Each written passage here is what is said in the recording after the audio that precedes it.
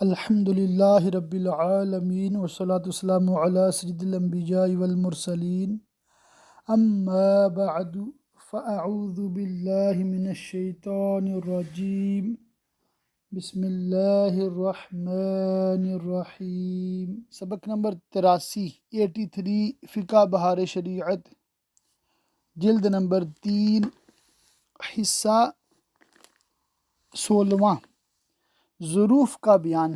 یہاں سے انشاءاللہ تعالی گفتگو کا آغاز کریں گے۔ توجہ کے ساتھ سماعت فرمائیں۔ سارے مسائل حسب معمول ریکارڈنگ میں نہیں آئیں گے، چند ضروری مسائل انشاءاللہ تعالی میں پڑھ کے ریکارڈ کروں گا، باقی آپ چاہیں تو PDF سے خود سے دیکھ لیں، اصل کتاب سے خود سے دیکھ لیں، اور نہ بھی دیکھیں تو کوئی مسئلہ زیادہ نہیں ہے۔ مین جو اس ٹاپک اور عنوان کے تحت بات ہے، انشاءاللہ تعالی اس آڈیو کو سننے سے آپ کو سمجھ آ جائے گی۔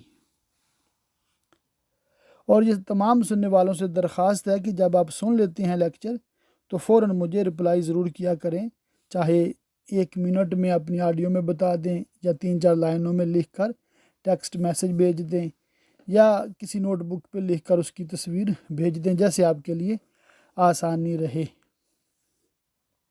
نئے اسٹوڈنٹس کو عرض کر دوں، ٹیسٹ سیمیسٹر 4 کا جب ہوگا انشاءاللہ تعالی، جب 100 لیکچر مکمل ہو جائیں گے تو لیسن 76 سے لے کر 100 تک جو ہم نے پڑھا ہوگا انشاءاللہ تعالی اس کا ٹیسٹ لیا جائے گا۔ تو اس میں اوپن بک ٹیسٹ ہوگا، اور صرف ان اسٹوڈنٹس کا ہوگا جو سبق سن کر یا پڑھ کر حاضری لگواتے رہے ہیں۔ جو بالکل ہی رابطے میں نہیں رہے اور ٹیسٹ جب ہوگا اس وقت آ جائیں جی ہمارا بھی ٹیسٹ لیں، ہمیں بھی سرٹیفکیٹ چاہیے، تو ایسا نہیں ہوگا۔ مسئلہ نمبر 1 ہے، سونے چاندی کے برتن میں کھانا پینا اور ان کی پیالیوں سے تیل لگانا، یا ان کے عطر دان سے عطر لگانا، یا ان کی انگیٹھی سے بخور کرنا، بخور کہتے ہیں دھونی لینا، یہ منع ہے، اور یہ ممانعت مرد و عورت دونوں کے لیے ہے۔ عورتوں کو ان کے زیور پہننے کی اجازت ہے، زیور کے سوا دوسری طرح سونے چاندی کا استعمال مرد و عورت دونوں کے لیے ناجائز ہے۔ مسئلہ 6، سونے چاندی کی چیزیں محض مکان کی آرائش و زینت کے لیے ہوں، مثلاً کرینے سے یعنی سجا کر ترتیب سے رکھنا، یہ برتنوں قلموں دوات لگا دیے کہ مکان راستہ ہو جائے، اس میں حرج نہیں۔ یوں ہی سونے چاندی کی کرسیاں یا میز یا تخت وغیرہ سے مکان سجا رکھا ہے، ان پر بیٹھتا نہیں ہے تو حرج نہیں۔ مسئلہ 8، سونے چاندی کے سوا ہر قسم کے برتن کا استعمال جائز ہے، مثلاً تانبے، پیتل، سیسا، بلور وغیرہ، مگر مٹی کے برتنوں کا استعمال سب سے بہتر، کہ حدیث میں ہے کہ جس نے اپنے گھر کے برتن مٹی کے بنوائے فرشتے اس کی زیارت کو آئیں گے۔ تانبے اور پیتل کے برتنوں پر قلعی ہونی چاہیے، بغیر قلعی ان کے برتن استعمال کرنا مکروہ ہے۔ مسئلہ 12، برتن پر سونے چاندی کا ملمہ ہو، یعنی برتن پر سونے یا چاندی کا پانی چڑھایا ہوا ہو تو اس کے استعمال میں حرج نہیں۔ اس کے بعد عنوان ہے خبر کہاں معتبر ہے۔ مسئلہ 1، اپنے نوکر یا غلام کو گوشت لانے کے لیے بھیجا، اگرچہ یہ مجوسی یا ہندو ہو، وہ گوشت لایا اور کہتا ہے کہ مسلمان یا کتابی سے خرید کر لایا ہوں، تو یہ گوشت کھایا جا سکتا ہے۔ اور اگر اس نے آ کر یہ کہا کہ مشرک یعنی مثلاً مجوسی یا ہندو سے خرید کر لایا ہوں، تو اس گوشت کا کھانا حرام ہے، کہ خریدنا بیچنا معاملات میں ہے، اور معاملات میں کافر کی خبر معتبر ہے، اگرچہ حلت و حرمت، یہاں لکھا ہے کہ اس کی وضاحت صفحہ نمبر 400 پر آئے گی۔ وہ انشاءاللہ تعالی مسئلہ نمبر 7 کے تحت میں عرض کروں گا۔ اگرچہ حلت و حرمت دیانات میں سے ہیں،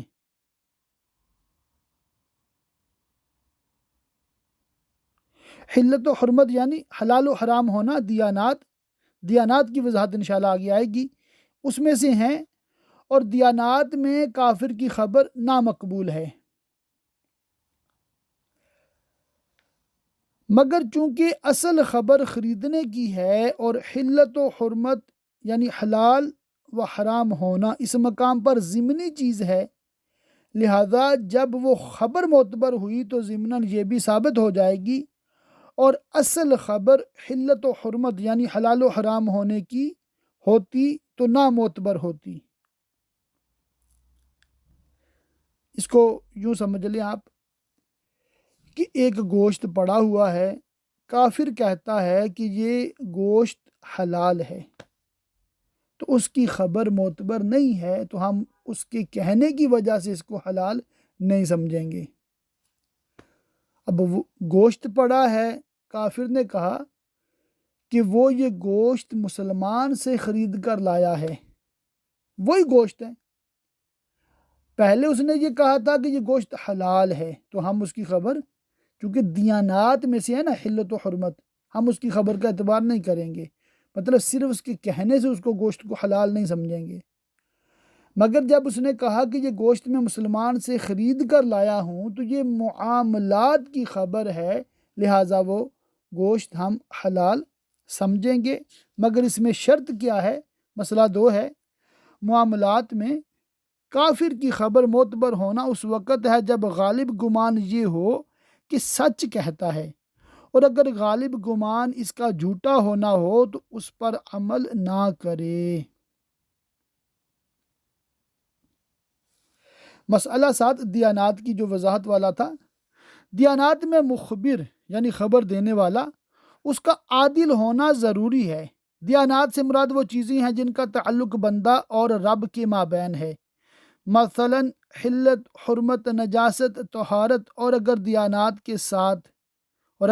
دیانت کے ساتھ زوال ملک بھی ہو، مثلا میاں بی بی کے متعلق کسی نے یہ خبر دی کہ یہ دونوں رضاعی بھائی بہن ہیں، تو اس کے ثبوت کے لیے فقط عدالت کافی نہیں بلکہ عدد اور عدالت دونوں چیزیں درکار ہیں، یعنی خبر دینے والے 2 مرد یا 1 مرد 2 عورتیں ہوں اور یہ سب عادل بھی ہوں۔ مسئلہ 8 پانی کے متعلق کسی مسلم عادل نے یہ خبر دی کہ یہ نجس ہے، تو اس سے وضو نہ کرے، بلکہ اگر دوسرا پانی نہ ہو تو تیمم کرے، اور اگر فاسق یا مستور کہتے ہیں ایسا شخص جس کا عادل یا فاسق ہونا ظاہر نہیں ہے، مستور نے خبر دی کہ پانی نجس ہے، تو تحری یعنی غور کرے، اگر دل پر یہ بات جمتی ہے کہ سچ کہتا ہے تو پانی کو پھینک دے اور تیمم کرے، وضو نہ کرے، اور اگر غالب گمان یہ ہے کہ جھوٹ کہتا ہے تو وضو کرے، اور احتیاط یہ ہے کہ وضو کے بعد تیمم بھی کر لے، اور اگر کافر نے نجاست کی خبر دی اور غالب گمان یہ ہے کہ سچ کہتا ہے، جب بھی بہتر یہ ہے کہ اسے پھینک دے پھر تیمم کرے۔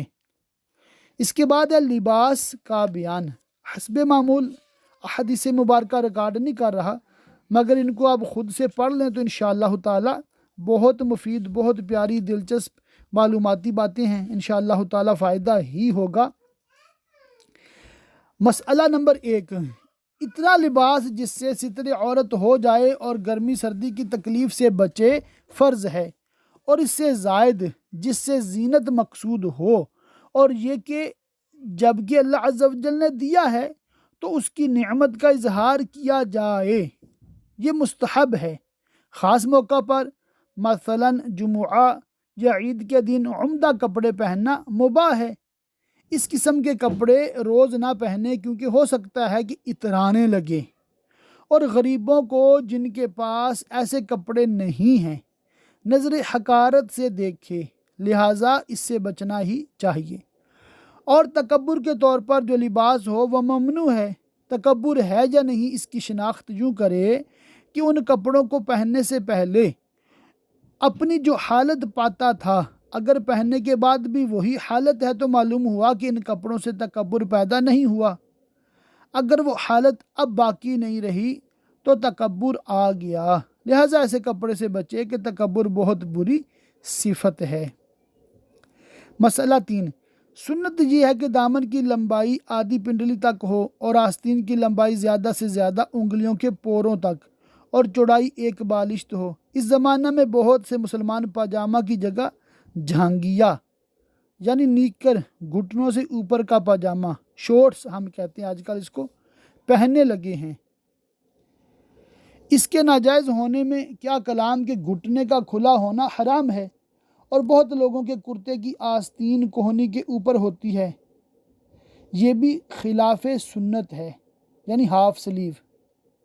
اور جو دونوں کپڑے نصارہ کی تقلید میں پہنے جاتے ہیں، مطلب شورٹس اینڈ ٹی شرٹ، یہ نصارہ کی تقلید میں پہنے جاتے ہیں، اس چیز نے اس کی قباحت میں اور اضافہ کر دیا۔ اللہ تعالیٰ مسلمانوں کی آنکھیں کھولے کہ وہ کفار کی تقلید اور ان کی وضاقتہ سے بچیں۔ حضرت امیر المومنین فاروق اعظم رضی اللہ تعالیٰ عنہ کا ارشاد، جو آپ نے لشکریوں کے لیے بھیجا تھا جن میں بیشتر حضرات صحابہ کرام تھے، اس کو مسلمان پیش نظر رکھیں اور عمل کی کوشش کریں، اور وہ ارشاد یہ ہے، ایاکم وزی الاعاجم، اجمیوں کے بھیس سے بچو، ان جیسی وضاقتہ نہ بنا لینا۔ مسئلہ 4، ریشم کے کپڑے مرد کے لیے حرام ہیں۔ بدن اور کپڑوں کے درمیان کوئی دوسرا کپڑا حائل ہو یا نہ ہو، دونوں صورتوں میں حرام ہیں، اور جنگ کے موقع پر بھی نیرے ریشم کے کپڑے حرام ہیں۔ ہاں اگر تانا سوت ہو اور بانا ریشم تو لڑائی کے موقع پر پہننا جائز ہے، اور اگر تانا ریشم ہو اور بانا سوت تو ہر شخص کے لیے ہر موقع پر جائز ہے۔ مجاہد اور غیر مجاہد دونوں پہن سکتے ہیں۔ لڑائی کے موقع پر ایسا کپڑا پہننا جس کا بانا ریشم ہو اس وقت جائز ہے جبکہ کپڑا موٹا ہو، اور اگر باریک ہو تو ناجائز ہے کہ اس کا جو فائدہ تھا اس صورت میں حاصل نہ ہوگا۔ مسئلہ نمبر 9، عورتوں کو ریشم پہننا جائز ہے اگرچہ خالص ریشم ہو، اس میں سود کی بالکل آمیزش نہ ہو۔ مسئلہ نمبر 16، سونے چاندی سے کپڑا بنا جائے جیسا کہ بنارسی کپڑے میں زری بنی جاتی ہے، کم خواب اور پوت میں زری ہوتی ہے، اور اسی طرح بنارسی امامہ کے کنارے اور دونوں طرف کے حاشیے زری کے ہوتے ہیں۔ ان کا یہ حکم ہے کہ اگر ایک جگہ 4 انگل سے زیادہ ہو تو ناجائز ہے، ورنہ جائز مگر کم خواب اور پوت میں، چونکہ تانا بانا سے مراد وہ دھاگے جو کپڑا بننے میں لمبائی اور چوڑائی میں دیے جاتے ہیں، دونوں ریشم ہوتا ہے، لہذا زری اگرچہ 4 انگل سے کم ہو جب بھی ناجائز ہے۔ ہاں اگر سوتی کپڑا ہوتا یا تانا ریشم اور بانا سوت ہوتا اور اس میں زری بنی جاتی تو 4 انگل تک جائز ہوتا، جیسا کہ امامہ سوت کا ہوتا ہے اور اس میں زری بنی جاتی ہے۔ اس کا یہی حکم ہے کہ ایک جگہ 4 انگل سے زیادہ ناجائز ہے۔ یہ حکم مردوں کے لیے ہے۔ عورتوں کے لیے ریشم اور سونا چاندی پہننا جائز ہے، ان کے لیے 4 انگل کی تخصیص نہیں۔ اسی طرح عورتوں کے لیے گوٹے لچکے اگرچہ کتنے ہی چوڑے ہوں جائز ہیں، اور مغرق سونے چاندی سے اس طرح لپا ہو کہ اس میں کپڑا نظر نہ آئے، اور غیر مغرق کا فرق بھی مردوں ہی کے لیے ہے، عورتوں کے لیے مطلقاً جائز ہے۔ تو اسی کے ریشم کے حوالے سے پھر مزید چھوٹے چھوٹے مسائل ہیں، وہ میں ریکارڈ نہیں کر رہا۔ مختصر یہ کہ مرد ریشم سے بالکل بچیں، عورتیں استعمال کر سکتی ہیں۔ مسئلہ 23، قرآن مجید کا جزدان ایسے کپڑے کا بنایا جس کا پہننا ممنوع ہے تو اس میں قرآن مجید رکھ سکتا ہے، مگر اس میں فیتہ لگا کر گلے میں ڈالنا ممنوع ہے، یعنی ممانعت اس صورت میں ہے کہ جزدان ریشم یا زری کا ہو۔ مسئلہ 24، ریشم کی تھیلی میں روپیہ رکھنا منع نہیں، ہاں اس کو گلے میں لٹکانا منع ہے۔ مسئلہ 28، مکان کو ریشم چاندی سونے سے آراستہ کرنا، دیواروں دروازوں پر ریشمی پردے لٹکانا اور جگہ جگہ کرینہ سے سونے چاندی کے ظروف و آلات رکھنا، جس سے مقصود محض آرائش زیبائش ہو تو کراہت ہے، اور اگر تکبر تفاخر سے ایسا کرتا ہے تو ناجائز ہے۔ غالباً کراہت کی وجہ یہ ہوگی کہ ایسی چیزیں اگرچہ ابتداءً تکبر سے نہ ہوں مگر بالآخر عموماً ان سے تکبر پیدا ہو جایا کرتا ہے، تو بچنا چاہیے۔ مسئلہ 29، فقہا و علماء کو ایسے کپڑے پہننے چاہیے کہ وہ پہچانے جائیں تاکہ لوگوں کو ان سے استفادہ کا موقع ملے اور علم کی وقعت لوگوں کے ذہن نشین ہو، اور اگر اس کو اپنا ذاتی تشخص و امتیاز مقصود ہو تو یہ مذموم ہے، یعنی کہ شو آف کے لیے نہ ہو۔ 35، جس کے یہاں میت ہوئی اسے اظہار غم میں سیاہ کپڑے پہننا ناجائز ہے۔ سیاہ بلے لگانا بھی ناجائز ہے، بلے یعنی بازو پر سیاہ پٹی لگانا، کہ اولاً تو وہ سو کی صورت ہے، دوم یہ کہ نصارہ کا یہ طریقہ ہے۔ ایام محرم میں یعنی پہلی محرم سے 12ویں تک 3 قسم کے رنگ نہ پہنے جائیں، سیاہ کہ یہ رافضیوں کا طریقہ ہے، اور سبز کہ یہ مبتدعین یعنی تعزیہ داروں کا طریقہ ہے، اور سرخ کہ یہ خارجیوں کا طریقہ ہے کہ وہ معاذ اللہ اظہار مسرت کے لیے سرخ پہنتے ہیں، ماخوذ از فتاوی رضویہ اعلیٰ حضرت قبلہ قدس سرہ۔ مسئلہ 36، اون اور بالوں کے کپڑے انبیاء کرام علیہ السلام کی سنت ہے۔ سب سے پہلے سلیمان علیہ السلام نے یہ کپڑے پہنے۔ حدیث میں ہے کہ اون کے کپڑے پہن کر اپنے دلوں کو منور کرو کہ یہ دنیا میں مذلت ہے اور آخرت میں نور ہے، اور صوف یعنی اون کے کپڑے اولیاء کاملین اور بزرگان دین نے پہنے، اور ان کو صوفی کہنے کی ایک وجہ یہ بھی ہے کہ وہ صوف یعنی اون کے کپڑے پہنتے تھے، اگرچہ ان کے جسم پر کالی کملی ہوتی مگر دل مخزن انوار الہی اور معدن اسرار نامتناہی ہوتا۔ مگر اس زمانے میں اون کے کپڑے بہت بیش قیمت ہوتے ہیں اور ان کا شمار لباس ہائے فاخرہ میں ہوتا ہے۔ یہ چیزیں فقراء اور غرباء کو کہاں ملیں، انہیں تو امراء اور رؤساء استعمال کرتے ہیں۔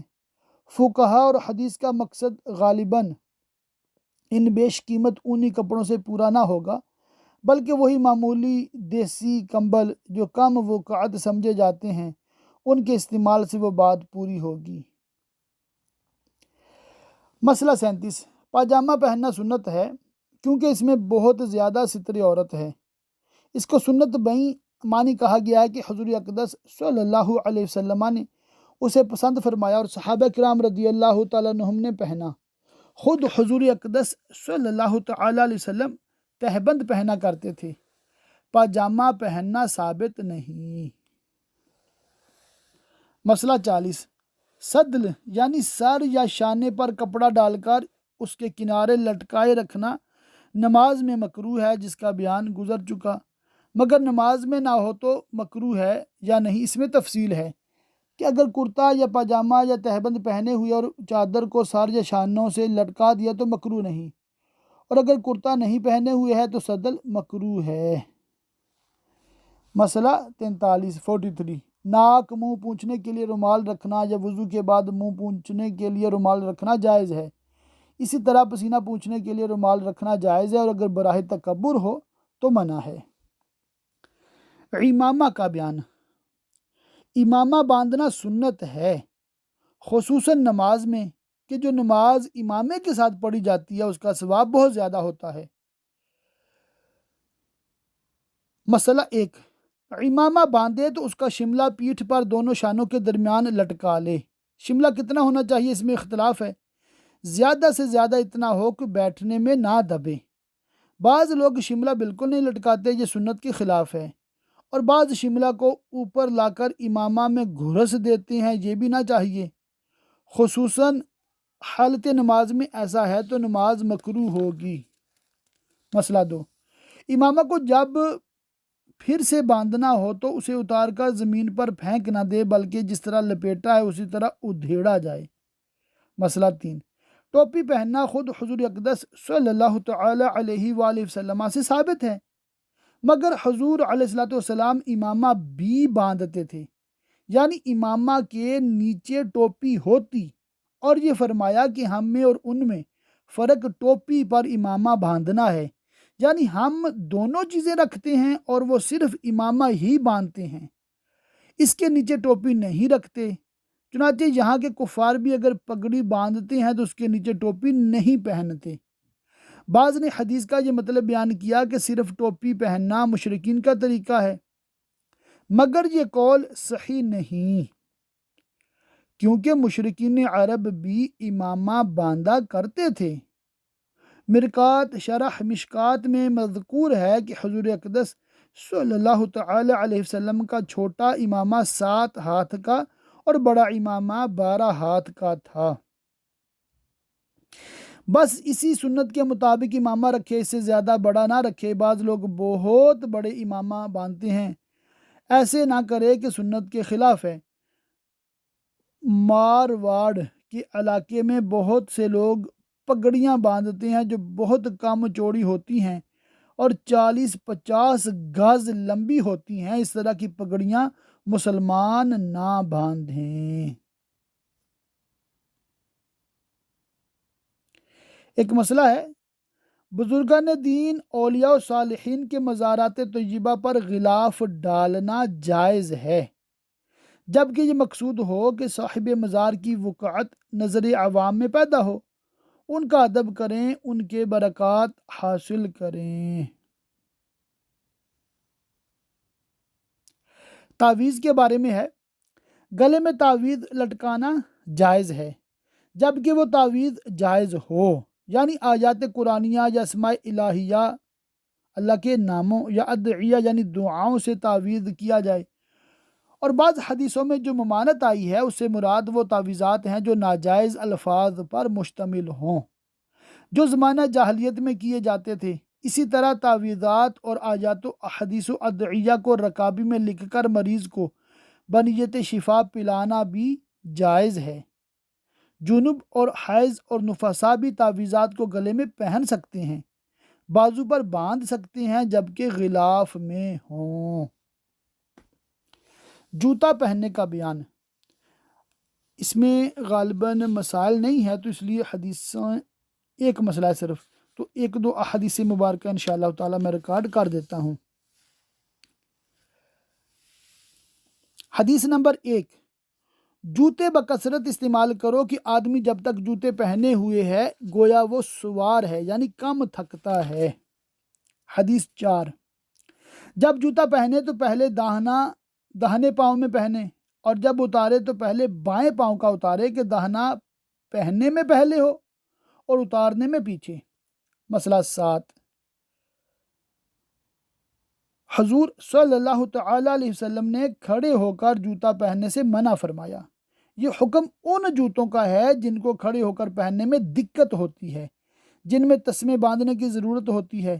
اسی طرح بوٹ جوتا بھی بیٹھ کر پہنے کہ اس میں بھی فیتہ باندھنا پڑتا ہے اور کھڑے ہو کر باندھنے میں دشواری ہوتی ہے، اور جو اس قسم کے نہ ہوں جیسے سلیم شاہی یا پامپ یا وہ چپل جس میں تسمہ باندھنا نہیں ہوتا، ان کو کھڑے ہو کر پہننے میں مذائقہ نہیں۔ حدیث 9، کسی نے حضرت عائشہ رضی اللہ تعالیٰ عنہا سے کہا کہ ایک عورت مردوں کی طرح جوتے پہنتی ہے۔ انہوں نے فرمایا رسول اللہ صلی اللہ تعالی علیہ وسلم نے مردانی عورتوں پر لعنت فرمائی ہے،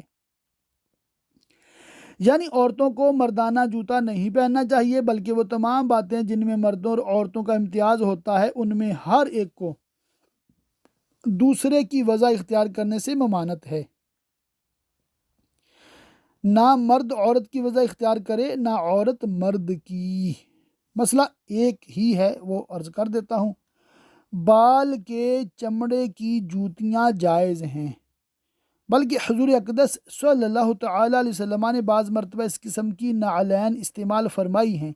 لوہے کی کیلوں سے سلے ہوئے جوتے جائز ہیں، بلکہ اس زمانے میں ایسے بہت جوتے بنتے ہیں جن کی سلائی کیلوں سے ہوتی ہے۔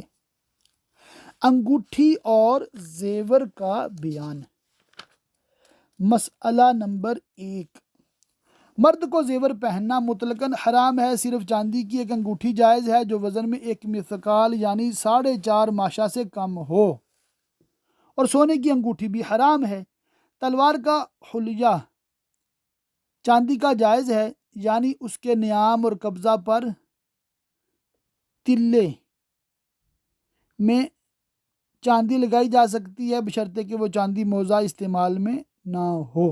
مسئلہ 2، انگوٹھی صرف چاندی ہی کی پہنی جا سکتی ہے، دوسری دھات کی انگوٹھی پہننا حرام ہے۔ مثلا لوہا، پیتل، تانبا، جست وغیرہ ان دھاتوں کی انگوٹھیاں مرد و عورت دونوں کے لیے ناجائز ہیں۔ فرق اتنا ہے کہ عورت سونا بھی پہن سکتی ہے اور مرد نہیں پہن سکتا۔ حدیث میں ہے کہ ایک شخص نے حضور صلی اللہ تعالیٰ علیہ وآلہ وسلم کی خدمت میں پیتل کی انگوٹھی پہن کر حاضر ہوئے۔ فرمایا کیا بات ہے کہ تم سے بت کی بو آتی ہے؟ انہوں نے وہ انگوٹھی پھینک دی۔ پھر دوسرے دن لوہے کی انگوٹھی پہن کر حاضر ہوئے۔ فرمایا کیا بات ہے تم سے جہنمیوں کا زیور دیکھتا ہوں؟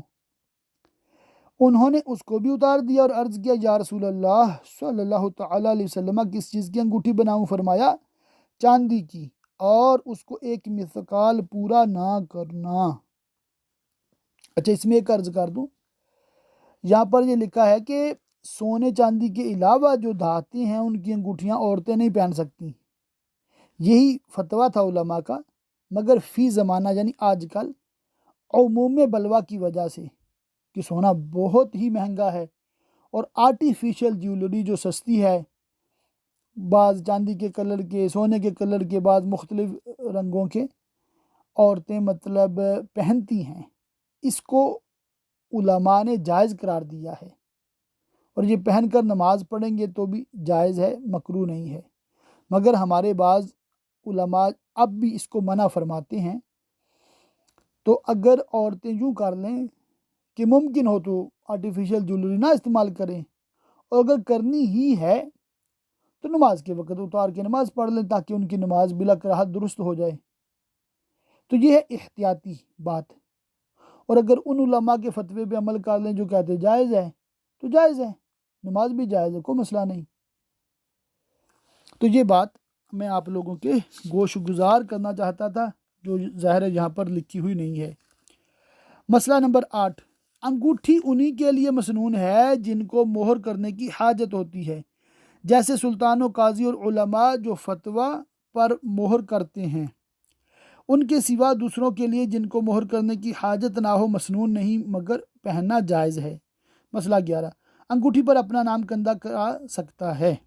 مسئلہ 12، انگوٹھی وہی جائز ہے جو مردوں کی انگوٹھی کی طرح ہو، یعنی ایک نگینہ ہو، اور اگر اس میں کئی نگینے ہوں تو اگرچہ وہ چاندی ہی کی ہو مرد کے لیے ناجائز ہے۔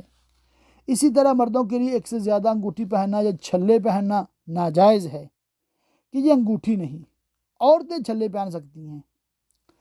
مسئلہ 13، ہلتے ہوئے دانتوں کو سونے کے تار سے بندھوانا جائز ہے، اور اگر کسی کی ناک کٹ گئی ہو تو سونے کی ناک بنوا کر لگا سکتا ہے۔ ان دونوں صورتوں میں ضرورت کی وجہ سے سونے کو جائز کہا گیا، کیونکہ چاندی کے تار سے دانت باندھے جائیں یا چاندی کی ناک لگائی جائے تو اس میں تعفن یعنی بدبو پیدا ہوگا۔ مسئلہ 15، لڑکوں کو سونے چاندی کے زیور پہنانا حرام ہے، جس نے پہنایا وہ گناہ گار ہوگا۔ اسی طرح بچوں کے ہاتھ پاؤں میں بلا ضرورت مہندی لگانا ناجائز ہے۔ عورت خود اپنے ہاتھ پاؤں میں لگا سکتی ہے، مگر لڑکے کو لگائے گی تو گناہ گار ہوگی۔ اس کے بعد ایک عنوان ہے برتن چھپانے اور سونے کے وقت کے آداب۔ اس میں انشاءاللہ تعالیٰ 2 حدیثیں میں پڑھ کر سناتا ہوں۔